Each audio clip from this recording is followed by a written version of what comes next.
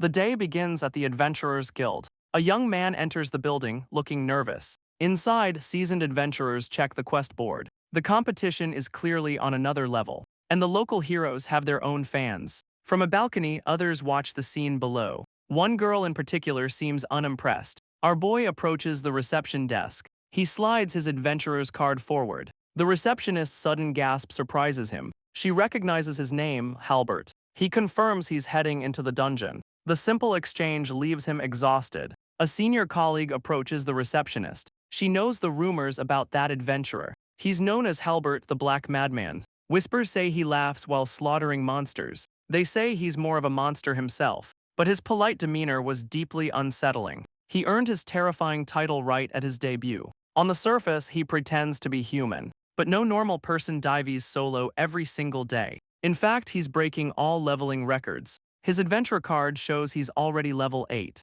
He plans to hit level 10 with starter gear. A manic grin spreads across his face. He leaps into battle, hungry for experience. His blade sinks deep into the goblin's flesh, but the monster survives the first strike. Its eye glares back with raw defiance. The goblin lands a brutal counterpunch. In his old life, that blow would be fatal. But now, pain is just a resource to spend. The creature lets out a desperate roar. Halbert dodges, feeling only a slight tingle. This is just a low-level goblin after all. It was never a match for him. He loves the feeling of this overwhelming power. The final blow sends the monster reeling. It dissolves, leaving only a few coins. Halbert pauses to check his current HP. His eyes scan his internal status screen. He's only at half strength without a class. This world is like a game, but the people are real. He wonders how he ever ended up here. A flashback to several months ago begins. A woman outside his room heard a scream. He plays it off as just a bad dream. He wakes up confused, asking who he is. The innkeeper identifies him as Halbert, an adventurer.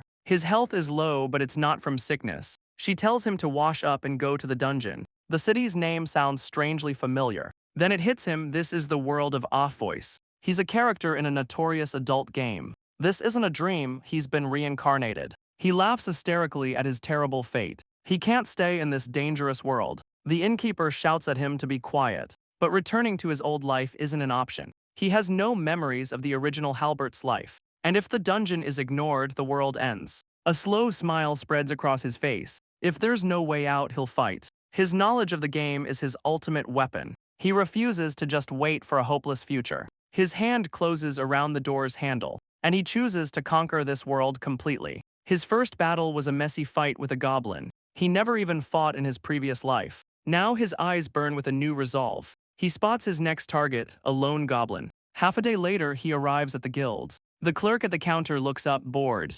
Halbert slides his card forward with a smile. He requests the Black Berserker class, shocking the clerk. The man panics, trying to send him to another window. This isn't the reaction he expected from a game NPC. He sees the class selection screen from the game. A sudden, chilling realization hits him. The clerk confirms he's level 10 but looks younger. He's in the prologue before the main story even begins. With newfound confidence, he chooses the swordsman class. The clerk registers him with a knight subclass. Halbert immediately objects, refusing the subclass. He knows that build would cripple his skill growth. This clerk is trying to give him a garbage build. He's too early, none of the game guides exist yet. That means his future knowledge is an absolute cheat. Two adventurers watch him, wary of his arrogance. He rejects the clerk's advice on defensive classes. He lies about a senior guiding him, sticking to his choice. The clerk is exhausted after Halbert leaves. He complains about adventurers who don't value their lives. In this world, losing HP is a countdown to ruin. At half health, even adults are driven mad by fear. Most adventurers form parties, sacrificing EXP for survival. They take the knight subclass for its massive defense. They prioritize heavy, defensive gear. Even veterans take days off to recover their strength. The fundamental rule is to never take damage. Yet Halbert dives into the dungeon daily, burning through potions. He's sacrificing his own HP for rapid growth. The clerk realizes that kid is on a different path. He wonders what burden forces him down this hard road. A title given to a reincarnated mob character. A name that will one day become the truth. He marvels at the power of the swordsman class. He runs off, unaware of the whispers behind him. This is Manhwa, the city of adventurers. The city itself is built over a sealed dungeon. With his swordsman class officially acquired, he bought the strongest sword from the game's prologue. Now he's ready to efficiently grind EXP. The dungeon entrance is more intimidating than he expected. He reaches for the shimmering barrier. His hand phases right through the portal. The stone gate parts before him. It opens into a blinding white void. He steps inside, ready to begin the grind. A strange force pulls him into the dungeon. The world warps around him as he enters. He lands in a desolate, rocky cavern. A wild grin spreads across his face. He's here for one thing: fast EXP. His blade cleaves the creature in two. It dissolves, leaving a pile of coins. He can one-shot everything on this floor. The grind for EXP and money begins. He pushes deeper, reaching the third floor. But now he's completely surrounded. A horde of monsters closes in on him. He just smiles, unfazed by their numbers. His hand tightens on his sword's hilt. This was all part of his plan. He unleashes a brand new skill. A powerful area attack decimates the horde. But one monster somehow survived the blast. He realizes the skill's targeting is different from the game. The attack cost a chunk of his HP, but as long as he earns money, it's worth it. He unleashes the powerful sword art again. The thrill of the grind takes over. This raw power is intoxicating. He chugs a potion to keep the grind going. This dungeon-crawling life is the absolute best. He spots something interesting up ahead. It's another treasure chest waiting to be opened. But he knows these chests can be trapped. Getting trap skills would slow his main class grind. He decides to give up on it again. But the temptation is just too strong. He craves the thrill of a real treasure hunt. He's torn between efficiency and the loot. He finally makes up his mind. It's time to stop adventuring alone. His first thought is buying a slave companion. But his modern morals reject the idea. Luckily, this world has party recruitment boards. But the first adventurer turns him down flat. The next party has already found someone. Another adventurer says he's not strong enough. He realizes veterans won't party with a rookie, so he approaches someone who looks his level. But they reject him, saying he's too good. He's completely baffled by their reaction. He's left alone, wondering what he did wrong.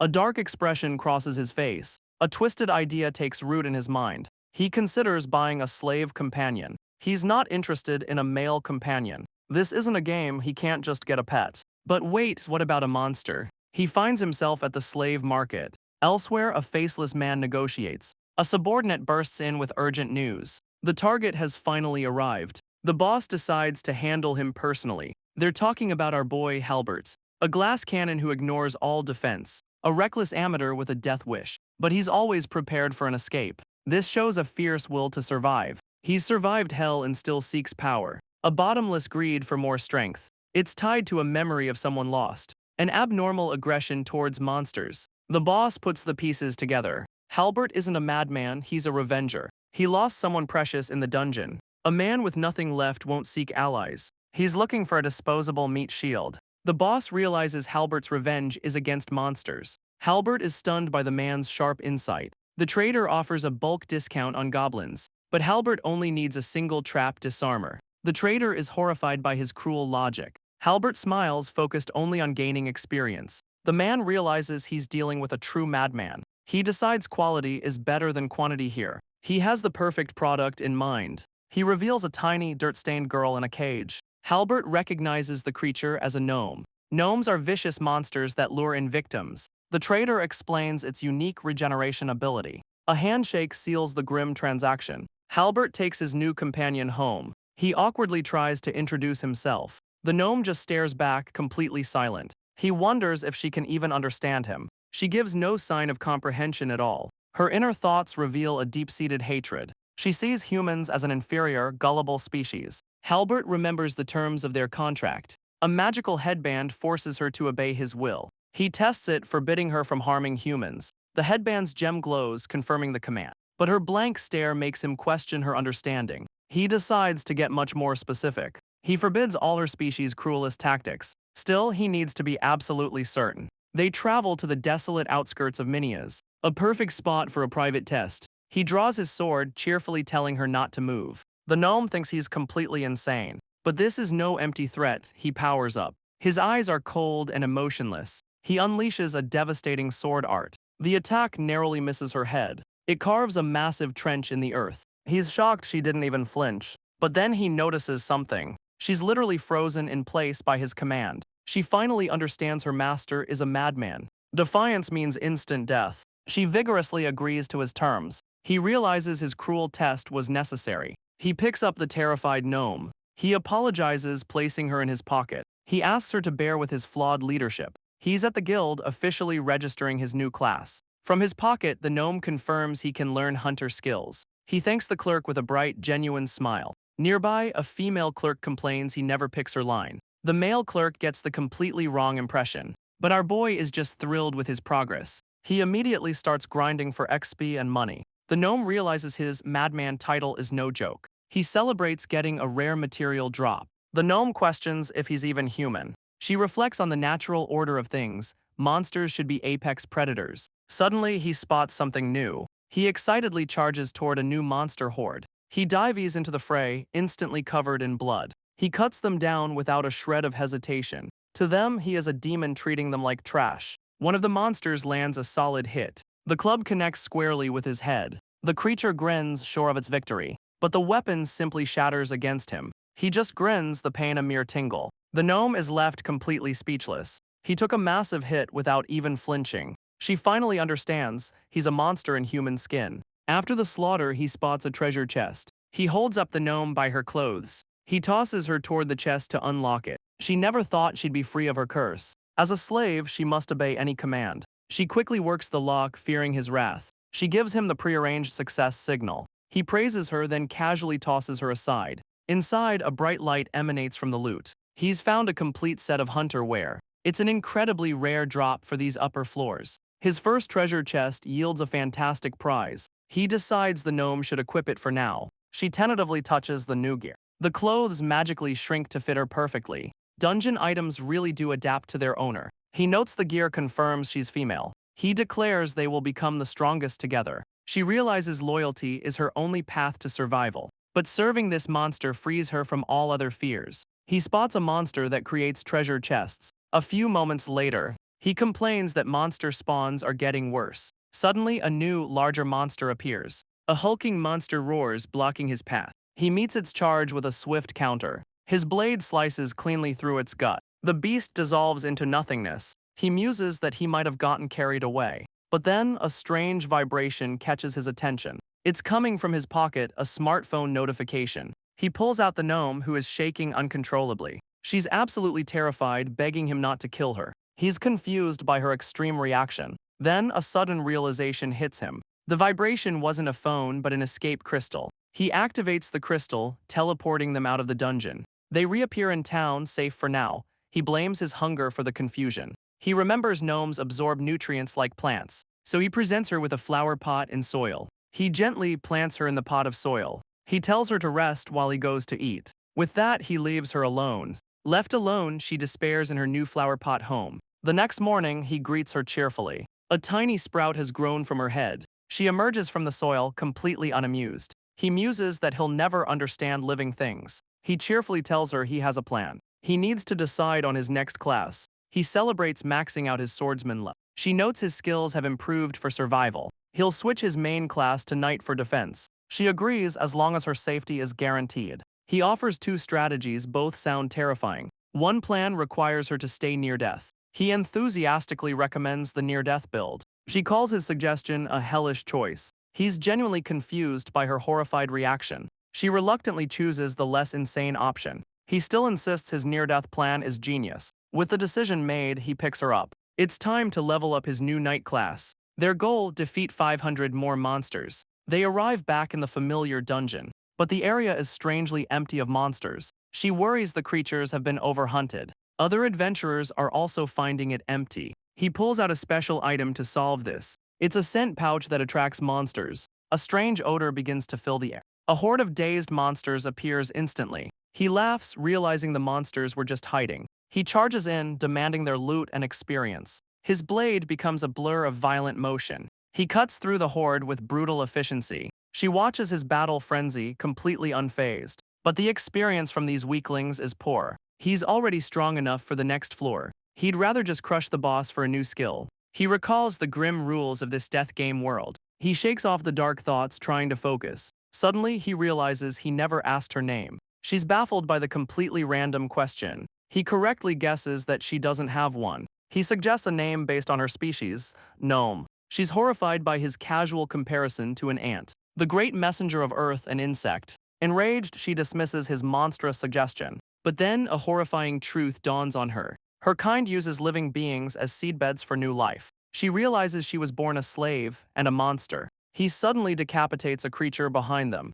He turns back, oblivious to her inner turmoil. He thinks she just wants him to name her. She realizes humans name things they care about. She brightens up, choosing her own name, Luca. He accepts the name, formally greeting Luca. A name, she explains, is for an individual. With her name settled, he's ready to move on. But his call to battle sends her into a panic. He reassures her he's learned a protection skill. They move forward, but she's still protesting. A roar echoes from a hidden room, an orc nest. Inside, captured adventurers are trapped in a net. One captive recalls her dream of being an adventurer. She was betrayed, left as bait for the orcs. She fears the grim fate awaiting her. Suddenly, a battle cry echoes through the cave. The orcs are startled by the sound of an intruder. The steady sound of footsteps draws closer. The captive woman looks up, hope flickering. A lone silhouette emerges from the darkness. She desperately begs for help before it's too late. He announces their safety, but she sees a new monster. It speaks and she fears it's a chimera. Luca advises him to remove the intimidating gear. He realizes he's still wearing the intimidating mask. He removes the mask and she realizes he might be human. He reveals his face and she recognizes the black madman. The captive woman stares, utterly confused. He apologizes for his thoughtless intimidation. He pulls a set of clothes from his pack. He offers them, telling the captives to cover up. She's stunned by his kindness, realizing he's a good person. She asks if he braved the nest just to save them. He dismisses the idea of being some grand hero. A flashback begins. Luca explains the dungeon. They are in the upper layer, a rock caverns. Below that lies the middle layer, a forest dungeon. Each layer grows progressively more difficult. The lowest levels are a treacherous water dungeon. Luca mentions sub-events, unlocked by special conditions, but he scoffs, saying this isn't a game. She warns that dungeon walls are nearly indestructible, but a section of the wall crumbles away. He found a hidden path to the monster nest. His grin is predatory. The bait had a dual purpose. If monsters won't come to him, he'll hunt them down.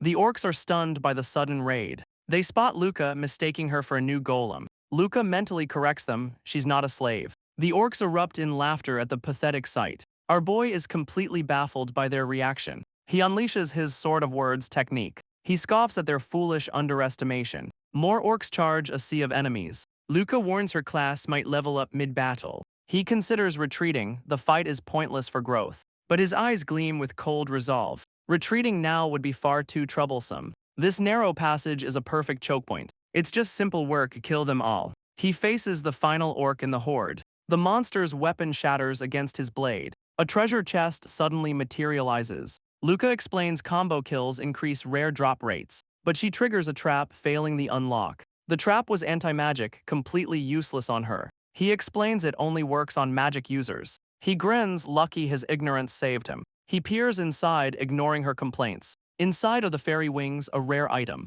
He offers the powerful artifact to Luca. She's flustered, feeling unworthy of the gift. He ignores her protests, forcing the wings on. The wings magically resize to fit her perfectly. Our boy questions the laws of physics. He teases her, calling her a tiny fairy. She's insulted, rejecting the fairy label. Two new women appear, explaining this world's fairies are vile. He clenches his fist, ready to explore the foul nest. A masked figure appears, ready for the final cleanup. A rescued woman trembles, terrified by his battle lust. She frantically asks for an update on their situation. The other survivors are alive but too weak to move. He grins, glad he arrived just in time. He shatters the bone cage with a single strike. Luca realizes he's using a self-destruct skill. He holds up an escape crystal, offering a way out. The survivor is stunned he'd use such a rare item. He brushes it off, claiming it's just basic decency. He crushes the crystal, admitting his own selfish motives. He tells them their survival was pure coincidence. A flash of light, is this just hypocrisy? A woman appears, asking how to handle the survivors. He's confused by her choice of words. She explains they're legally dead without identification. The rescued women are now considered his property. He holds up a hand, flatly rejecting the offer. A memory warns him against lewd, game-like traps. One of the rescued men is stunned by his rejection. The man suggests a lewd use for the women's robes. Luca sharply cuts the conversation short. He relinquishes ownership, setting all the survivors free. The official confirms his shocking decision. A rescued woman is moved by his selfless act, but her gratitude quickly turns to suspicion. His motives are so unclear, it's terrifying. The scene suddenly cuts to a lore explanation corner. Luca's tiny companion asks if this is a dream. He accepts the strange reality and decides to proceed. He begins explaining the world's background details. She calls it a good but very long question. The gatekeeper is immune to physical attacks, a tutorial for mages. But he grins, planning to just power level past it.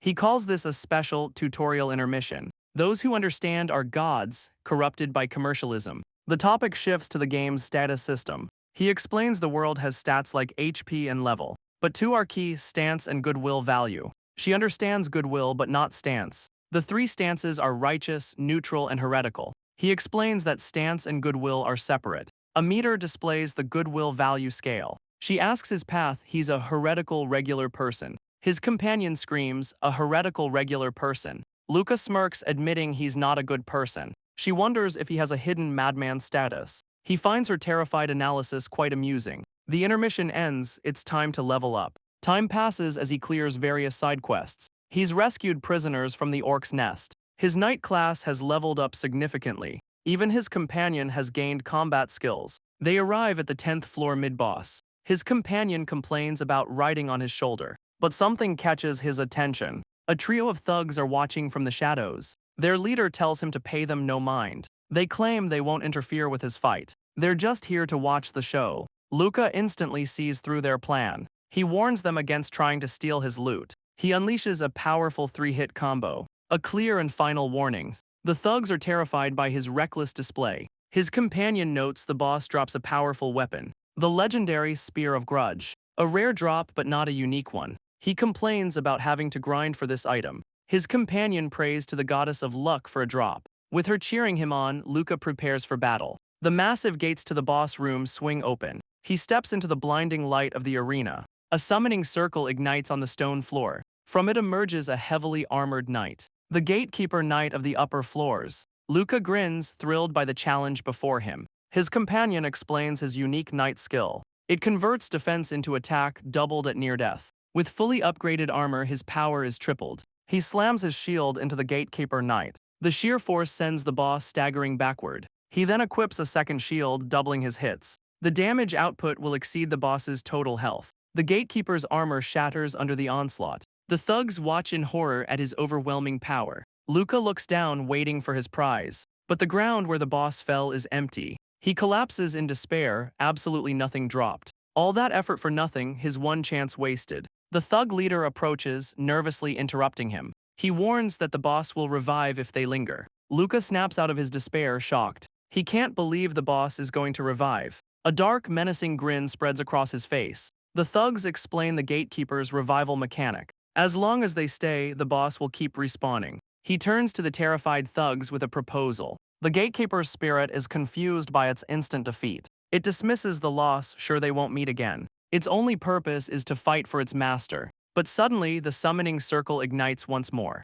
The gatekeeper sees the same humans waiting for it. The thugs stare past the knight in absolute terror. Luca ambushes it from behind for a critical hit. His shields shatter the gatekeeper's helmet to pieces. Again, the boss vanishes, dropping absolutely nothing. He unleashes his desperation shield skill. He smashes the boss over and over. A relentless assault without end. The exhausted thug leader begs to be released. Luca furiously orders them to stay put. His endless farming has broken their spirits completely. After countless runs, there is still no drop. He realizes the item might have a special condition. He changes tactics, aiming for a jaw-crushing blow. He unleashes his massacre explosion skill. He follows up with a psycho crusher. The shield slams directly into the gatekeeper's jaw. The helmet shatters into a million pieces. The spirit wonders if this is divine punishment. A flashback reveals its past betrayal, a sin that costed everything. And with that, a drop finally appears. The Spear of Grudge finally drops. The thugs are overjoyed, their ordeal is over. But Luca decides he needs a second one. He gets an idea. A sudden realization hits him. He tells the terrified thugs they deserve a spear too. Elsewhere, a mysterious woman monitors the situation. The screen shows Luca's relentless assault. The gatekeeper is being effortlessly cleared, but the middle layer is ruled by fairies. She plans to reconfigure the system while they're distracted. She declares Luca's rampage is over. The world is based on an adult game. The rules of this world are simple: lose and die. So Luca has no choice but to get stronger. After 226 kills, he finally has 2 spears. Luca asks the thugs if they're sure they don't want a spear. Terrified, they try to make a quick and polite escape. They sprint away, leaving him completely baffled. His companion explains they were just desperate to flee. He shrugs it off, ready for the next challenge. The grand gate to the middle layer opens. Passing through will unlock a permanent shortcut. He steps through into the unknown. They emerge into a vast, dense forest. The sheer scale of the new area is breathtaking. But this beautiful forest is a deadly trap zone. His companion warns that brute force is useless here. But Luca is confident he can power through anything. After all that grinding, he's mastered multiple classes. Then a sudden realization hits him hard. In a world where death is cheap, he should share his knowledge. But to be heard, he needs to build a reputation first. He questions the world's strange game mechanics. The gatekeeper's body was destroyed, but not its spirit. She notes he's becoming less human just to survive. He decides to push through the middle layer now. His first objective, map out the entire floor. He sprints through the woods, mapping every corner. He battles monsters and discovers hidden treasures. Luca reaches the 15th floor, the gnome fields. This place is a massive golem production factory. Normally, a quest for a new golem starts here, but completing it unleashes an unstoppable monster. His companion reveals a plan to steal it instead. Luca seems hesitant about the aggressive approach. She insists she'd rather self-destruct than fight them. He asks if she's truly okay with attacking her home. He even wonders if she's being bullied into this. With her resolve clear, he decides to go all out. He quickly finds a hidden path to the village. His prior mapping of the floor pays off. In a clearing, he spots a lone figure. His companion gasps, recognizing an intruder. A powerful sword skill is unleashed. Luca blitzes forward, striking down the target. The enemy dissolves into dust instantly. He learns these gnomes share a single life pool. Now it's a race against the clock. He'll destroy the golems before they can activate. She leads him deeper into the gnome territory. Suddenly, she's struck down from behind. She declares she's no longer just EXP fodder. Her own kind surround her, calling her a traitor. Luca explodes in fury at the ambush. She clutches her head, recalling her past weakness. An entire squadron of golems emerges. He unleashes a furious sword barrage. The stone soldiers are instantly pulverized. The golems are rubble. She gives a thumbs up. Her former kin stare, calling her a traitor. An endless sea of gnomes surrounds him. They're sentenced death by fire. She scoffs, unimpressed by their ultimate punishment. Luca grins, telling her it's time to begin. She reluctantly agrees, a shadow looming behind her. The gnomes recoil, calling her insane. A gnome using fire is a grave taboo. He knows fire exploits their instinctual fear, so he'll prepare his own surprise. She casually reveals a Molotov cocktail. She hurls the flaming projectile forward. The gnomes panic, screaming for her to stop. It shatters, splashing flammable liquid everywhere. A massive fireball erupts from the ground. A gnome stares in disbelief at the inferno. A blinding flash consumes the battlefield. But it's Luca who emerges from the flames, transformed. Screams fill the air as flames dance wildly. His new form spreads a burning curse on contact. Thanks to the ghost tribe's curse, he's immune. He's created the perfect gnome farming technique. She doubts a single attack can wipe them all out. Luca's eyes burn with an infernal light. He grins maniacally, asking for more fire support. The battlefield erupts in screams and fire. The ground shatters under another fiery blast. He smirks, hearing them all repeat the same words. She understands now they were all just pawns. But she vows to be different, to be special to him. She refuses to end as just another worthless pawn. She soars through the air, celebrating her level up. She suddenly snaps, yelling about the temperature difference. With the gnomes cleared, they can collect golem parts. She moves to investigate, warning him to keep his distance. He playfully swats her with a flaming limb. The survivors watch, questioning if he attacked her. Another piercing scream cuts through the chaos. He smiles, admitting he forgot she was on his shoulder. He peeks out, asking if the gnomes are wiped out. He douses his armor with a potion, curing the effect. The itchy burn damage finally subsides, she complains. He looks out, realizing this is the gnome field. Countless tiny gnome heads sprout from the earth. One's head is lopped off in a spray of black. Its headless body remains rooted in the soil. The fairy advises him to just clear a path. A quick slice clears the immediate area. She nervously checks if her own head is still attached. But a horrifying sight stops him cold. A human head juts from the soil, a living fertilizer. He grips his weapon, reminded of this world's cruelty. The buried adventurer weakly asks who's there. Luca is stunned, the man is still conscious. The man fears he'll rot away like the others. Luca shatters the man's petrified hand. The man's debuff prevents combat, requiring a cure. He forces a healing potion down his throat. But the man screams that his HP isn't recovering. His eyes roll back, convulsing in the dirt. Luca explains the debuff's cruel mechanics. It cripples healing and inflicts constant damage. He abandons the quest, digging the man out. The fairy thinks a mercy kill would be kinder. He pulls the man's limp body from the earth. Luca activates an escape crystal to save him. A flash of light signals their arrival. They materialize right inside the Adventurers Guild. The sudden appearance stuns everyone in the hall. A guild worker turns, confused by the commotion. He sees Luca holding the afflicted adventurer. The worker comically misinterprets the entire situation. Luca ignores him, announcing he found a survivor. He urgently tells the man to call for a doctor. The rescued adventurer lies in bed, writhing in agony. A healer examines him, but her expression is grim. She delivers the bad news: they're out of medicine. Luca is furious the guild infirmary is unstocked. The healer explains a recent emergency depleted their supplies, and the person tasked with restocking them is the very man now dying in the bed. Luca decides he'll get the materials himself. The fairy thinks he should just let the man die, but Luca frames it as a good chance to grind, though he knows failure means a lifetime of guilt. His fairy is unconvinced by his casual attitude. She calls him out for treating this so lightly. Luca cuts her off, there's no time to argue. With his corset, he heads back out. A savage grin spreads across his face. It's time to hunt. The rescued adventurer slowly wakes up. He's disoriented, questioning where he is. Suddenly, a memory hits him hard. A blinding flash fills his mind. He recalls the faces of his fallen comrades. The horrifying vision leaves him shaken. He realizes he's in a hospital bed. His last memory is entering the dungeon. He assumes the legendary hero must have saved him. A knock at the door interrupts his thoughts. He wonders who could be visiting him. He expects to see a benevolent savior. The door swings open to reveal Luca's manic grin. He's horrified. His savior is the black-haired madman. Luca cheerfully says he almost didn't make it. The man nervously asks how much he owes Luca. Luca starts to leave, telling him to rest. He lists all the rare items used for the rescue. The adventurer realizes the debt is astronomical. The sheer cost makes the man faint on the spot. Luca has no idea what just happened. He screams out the window for help. His fairy appears, telling him she told him to wait. Luca says he couldn't abandon a victim like that. Luca wonders if the man's condition was that bad. He vows to stop more victims from suffering.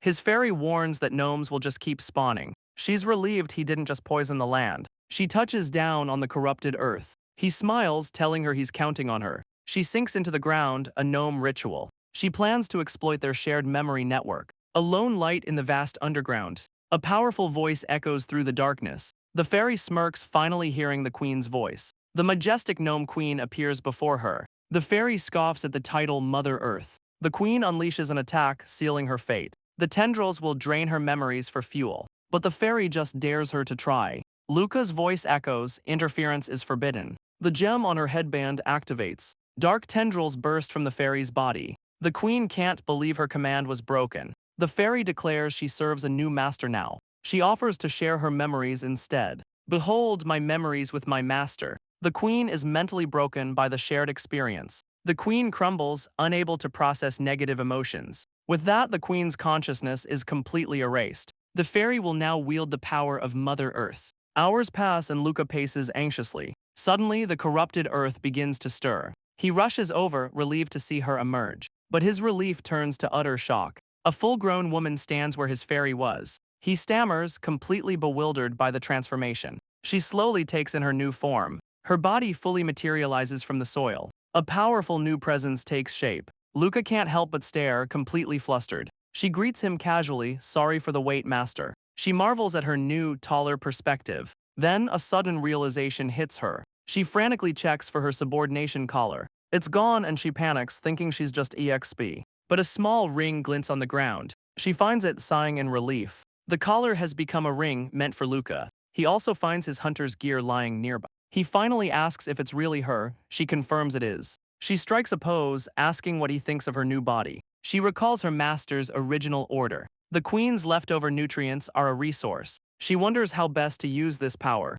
A memory surfaces of Luca alone at night. He was staring at the moon, unable to go home. He tried to force the painful thoughts away. She had watched him from her pods. She thought he only lived for the dungeon. But what if her master disappeared? She would just become another worthless gnome, hunted for experience points by adventurers. To avoid that fate, she must stay with him. She has to become more than a generic monster. She decides to use the queen's power. First, she changes her hair to match his. Then she crafts a body to appeal to him. Her height is set smaller to show loyalty. This new form can no longer fit in her pot. She must evolve to be more like her master. She presents her new self, hoping for approval. Luca, flustered, just tells her to get dressed. She casually eats leftover energy from the ground. He asks why she didn't just run away. She's no longer just EXP, she's becoming special. She grabs onto his sleeve, refusing to let go. He's intimidated by her intense, unblinking stare. She clings to his promise to make her special. Suddenly, he hears her thoughts in his mind.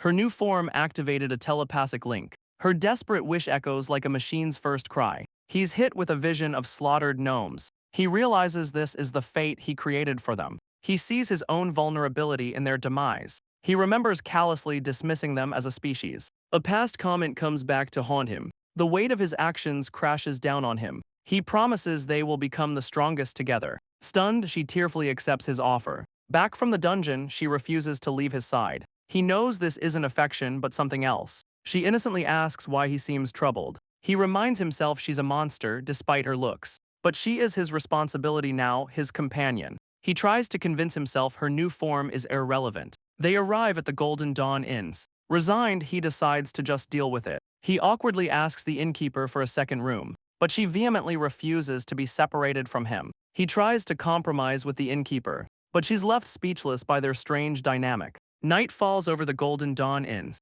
In their room, he can't rest. He made her a monster, a slave. The guilt is keeping him wide awake. He opens the door to get a drink, but he's startled to find her standing guard. She's been waiting outside his door all night. Defeated, he finally agrees to share the room. She suggests they can pretend to be siblings. He gives her the bed, ordering her to stay put. He's flustered by her sudden transformation. Then it hits him she must have a terrifying unique skill. His mind races with thoughts of other monster girls. Meanwhile, deep within a dungeon, someone is watching him. A projection shows his recent slaughter of monsters. A mysterious woman notes the sharp decline in monsters. She wonders who this powerful adventurer could be. She accesses a glowing control panel. A graph confirms her fears. Total annihilation is imminent. His actions are interfering with her grand design. Dungeon Master Azazel decides he must be stopped. She plans to turn the monster swarms against him. Azazel watches him charge joyfully into a swarm. She finds his sheer ferocity unimaginable. She plans to drive monsters into a remote area, but her elf subordinate is shocked to see him. She's confident he'll fall right into their trap, but he's already standing at their nest's entrance. The subordinate panics, wondering how he knew. Our boy's eyes are fixed on his target. Azazel is shocked to see him saving other people. His strange compassion reminds her of someone. She decides to test him with her apostate knight, but the knight's defenses are instantly shattered. Her subordinate can't believe he broke through. She insists the elves of the middle layer are stronger. Azazel uses the fight to reconfigure her system. The subordinate Halbert prepares to stop him herself, but he just keeps farming her gatekeeper repeatedly. Halbert panics as the respawns drain her mana. The apostate knight is left mentally broken. Back at the inn, the monster girl is restless. Deep in the dungeon, Azazel feels a strange connection, a feeling she crushes with plans for revenge. The night finally ends at the Golden Dawn Inns. He jolts awake, realizing he overslept. He calls out for Luca, his companion.